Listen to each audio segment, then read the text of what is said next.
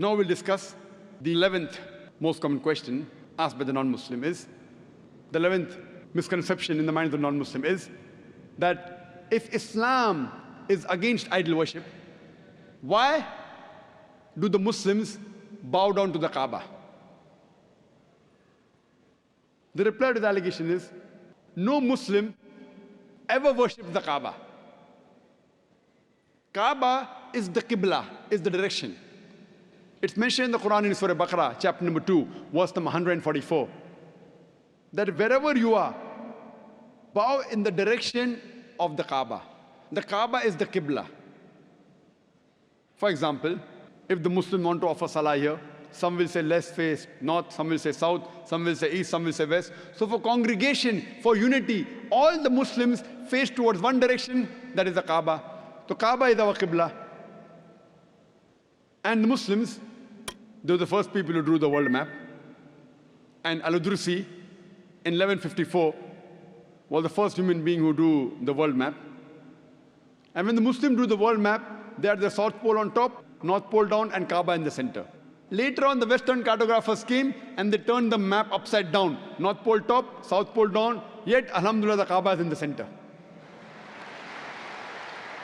So whichever part of the world you're in, if you're in the north, you face towards the south. If you're in the south, you face towards the north. If you're in the east, you face towards the west. If you're in the west, you face towards the east. Kaaba is the center.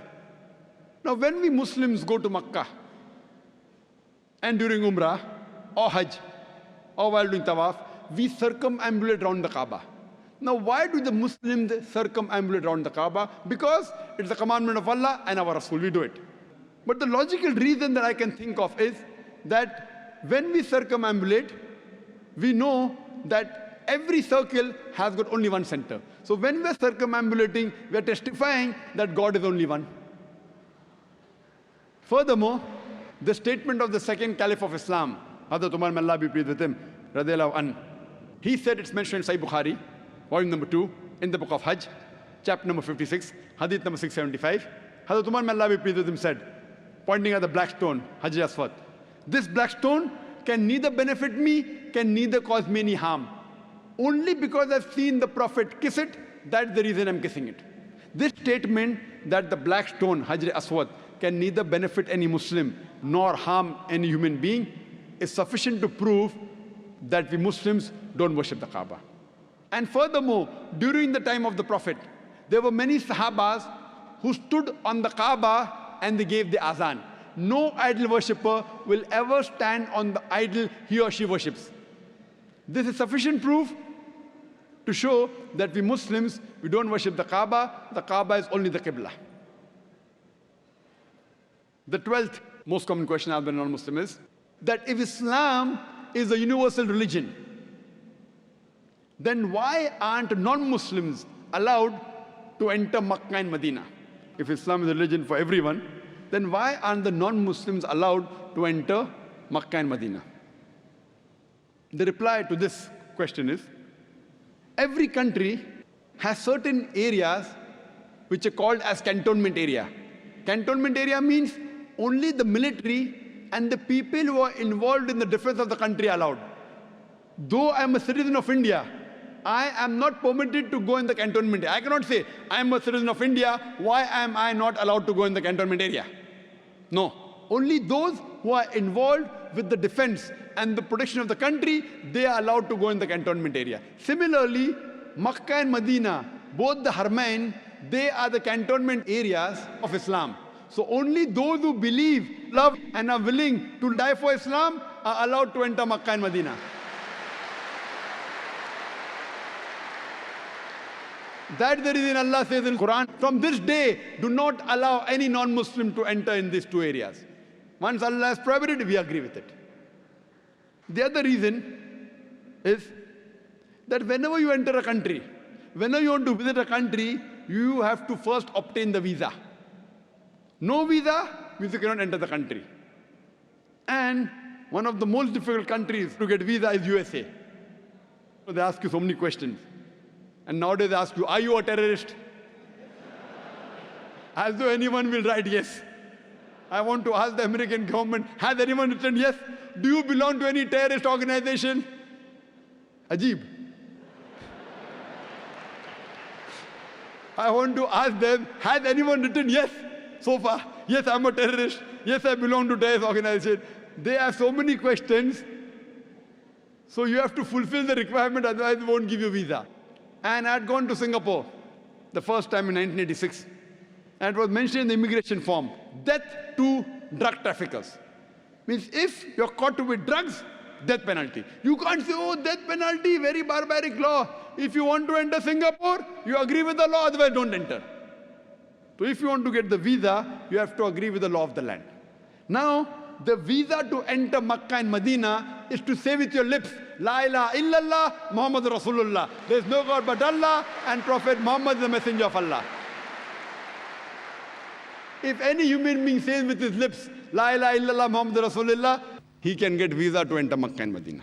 These two holy places are a cantonment area, and the visa is to agree there is no God but Allah, and Prophet Muhammad is the messenger of Allah. Due to time limitations, I'll just give the reply to one more misconception or one more common question. Then we can have the common questions from this audience, inshallah. At least I'm touching more than 50%. The 13th most common question today, according to me, is that why does Islam prohibit a Muslim from eating pork, the flesh of swine? The answer to this question is, Quran says in no less than 4 different places. In Surah Baqarah, chapter number 2, verse number 173. Surah Ma'idah, chapter 5, verse number 3. Surah An'am, chapter 6, verse number 145. And Surah Nahl, chapter 16, verse 115. Hurrimat alaykumul maytutu waddamu walahmul khinzir. Wama uhilla li ghayrillāhi bi. Forbidden for you for food are dead meat, blood, the flesh of swine, and any food on which any name besides Allah's name is taken. So there are no less than 4 different places where it says that eating the flesh of swine is prohibited. Quran says that, we Muslims believe. This prohibition is also mentioned in the Jewish and the Christian scriptures. It's mentioned in the book of Leviticus, chapter number 11, verse number 7 and 8. The flesh of swine is unclean. Though it has cloven foot and divided hoof, it chews not the cud. Its flesh is unclean. Thou shalt not eat its flesh, nor touch its carcass. That means the Bible says eating the flesh of swine is prohibited, even touching it is prohibited. The same message repeated in the book of Deuteronomy, chapter number 14, verse number 8, that the swine, though it has divided hoof, it chews not the cud. Its flesh is unclean for you, its carcass should not be touched. The same message repeated in the book of Isaiah, chapter number 65, verse number 2 to 5, that you should not have the flesh of swine. So according to the Jewish scriptures and the Christian scriptures, eating pork is prohibited. If you read the Hindu scriptures, even in Hindu scriptures, eating pork is prohibited. It's mentioned in Manusmriti that a Brahmin, a twice born, should not eat cock or onion or dung heap pig. It further mentions Vishnu Sutra. Anyone who sells the meat, the forbidden meat, that is pork, you should chop off the opposite hands and limbs. Punishment. It's not there in the Quran and Hadith, Hindu scriptures. Chopping off the hands if you sell pork.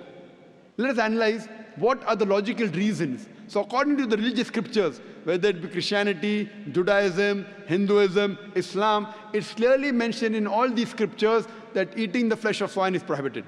Let us analyze what are the logical reasons and scientific reasons for the prohibition of eating of pork. Today, medical science tells us that if a person has pork, he has chances of having no less than 70 different diseases. Pinworm, roundworm, hookworm, you name it, it is there. Many helminths. One of the most dangerous helminths is called as Taenia solium. Taenia solium, in layman's terminology, it is tapeworm. And it harbors in the intestine. It's very long. And the eggs, the ova, via the bloodstream, can enter different organs of the body. If it goes to the brain, it can cause memory loss. If it goes to the eye, it can cause blindness. If it goes to the heart, it can cause heart attack. If it goes to the liver, it can cause liver damage. It can damage almost all the organs of the body. And by the time you realize you are suffering from this Taenia solium, it's already too late. The other dangerous diseases, if a person has pork, is trichura trichurasis. And many people have a misconception that when you cook your food very well, these helminths die. According to a research, out of 24 people suffering from trichura trichurasis, 22 have cooked the food well. That means the food that you cook in your house, the normal temperature you reach cannot kill the germs and bacteria and the ova that are there in the pork. There are various other reasons why a person should not have pork. Today, science tells us that eating pork has got fat-building material. It has very little muscle-building material. Because of the fat-building material, person has high chances of having hypertension, atherosclerosis, heart attacks. That's the reason more than 50% of the Americans, they suffer from hypertension because most of them are pig eaters. Today we know that one of the most filthiest animals on the face of the earth is the pig. Wherever you find feces, muck, filth, you'll find the pig there. It is the most dirtiest animal. Some people say, in certain countries like Australia, they breed the pig very well, very hygienic. I tell them, even in Australia, in the sty, the pigs are kept together. The pig, when it excretes, it eats its own excreta. So do you have man 24 hours manning wherever he excretes, he picks up the excreta? No. So even in Australia, the pig is dirty. It's one of the most filthiest animals. And one more reason I can think of besides many is that today science tells us pig is the most shameless animal on the face of the earth. It's the only animal that invites its friends to see when it's having sex with its mate. When the pig is having sex with its mate, it invites its friends to see him having sex with the mate. In America, modern society, they have dance parties. After the dance parties, they are swapping of wives. You sleep with my wife, I sleep with your wife. You eat pigs, you behave like pigs.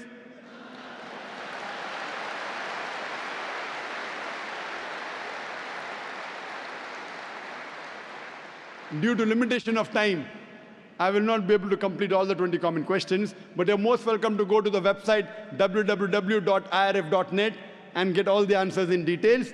I would like to leave the rest of the time for the open question answer session. I'd like to end the speech with the verse of the Quran of Surah Isra, chapter number 17, verse number 81, which says, وَقُلْ جَاءَ الْحَقُّ وَزَاقَ الْبَاطِلِ إِنَّ الْبَاطِلَ كَانَ زَهُوقًا. When truth is hurled against falsehood, falsehood perishes. For falsehood is by its nature bound to perish. وَآخِرُ دَعْوَانَا الْحَمْدُ لِلَّهِ رَبِّ الْعَالَمِينَ.